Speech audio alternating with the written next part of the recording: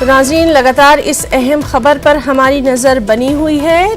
30 Hazari court में आज जो पुलिस और वकला के दरमियान झड़प देखने में आई है, उसी के ताल्लुक से आपको खबर दे रहे हैं कि फायरिंग का इसमें वाक़या हुआ है। कई सरकारी गाड़ियों को आग लगा दी गई है और जिस तरह से हम शंकर आनंद से बात कर रहे थे, उन्होंने बताया था कि झड़प में एक वकील जो है वो जख्मी हुआ था, उन्हें अस्पताल में दाखिल करवाया गया है और ये झड़प जो है ये लगातार अभी भी जारी है। तो इस वक्त की सबसे अहम खबर, भारी तादाद में वहां पुलिस फोर्स को तैनात किया गया है। 30 हज़ारी कोर्ट में ये झड़प हुई है। आप देख सकते हैं तस्वीरों में कि किस कदर जो वहां आतिशज़दगी है वो कितना भयानक रूप ले चुकी है। कई सरकारी गाड़ियों को नजर आतिश किया गया है।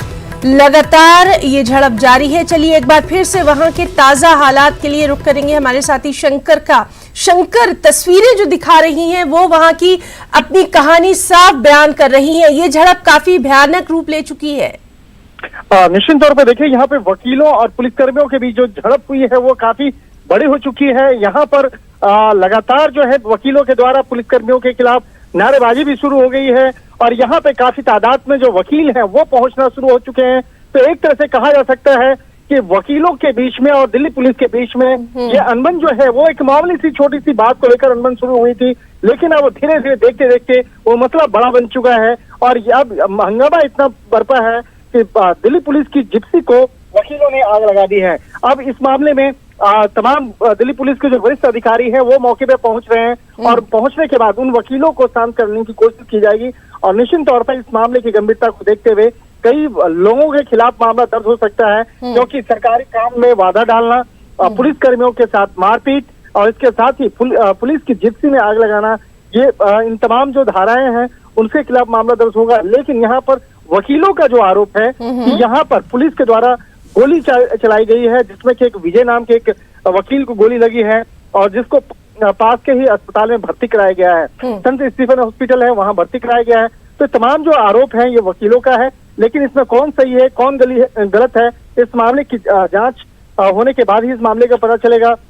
लेकिन यहाँ पर जिस तरह से हंगामा बरपा है उसके चलते यहाँ आसपास में काफी ट्रैफिक पे भी असर देखने को मिल रहा है।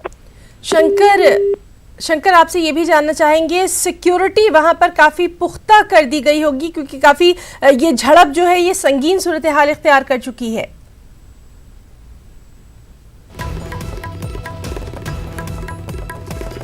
तो नाज़रीन, हम शंकर आनंद से बात करने की कोशिश कर रहे हैं, जिनका साफ तौर पर कहना है कि ये झड़प जो है ये अभी भी जारी है। भारी तादाद में वहां पर वकील जो है वो पहुंच चुके हैं और पुलिस फोर्स को भी वहां पर तैनात किया गया है। आपको बताएं कि दिल्ली की 30 हज़ारी कोर्ट में जो शंकर आनंद ने जिस तरह से हमें बताया उसके मुताबिक एक मामूली पार्किंग का झगड़ा था जो कि एक पुलिस और एक वकील के माबैन हुआ था, लेकिन वो झगड़ा इतना शिद्दत इख्तियार कर गया कि अब ये हालात हैं कि कई सरकारी गाड़ियों को नजर आतिश कर दिया गया, फायरिंग का वाक़या हुआ, साथ ही साथ एक वकील जख्मी बताया गया है। लगातार इस अहम मामले पर हमारी भी नजर बनी हुई है। खबरों में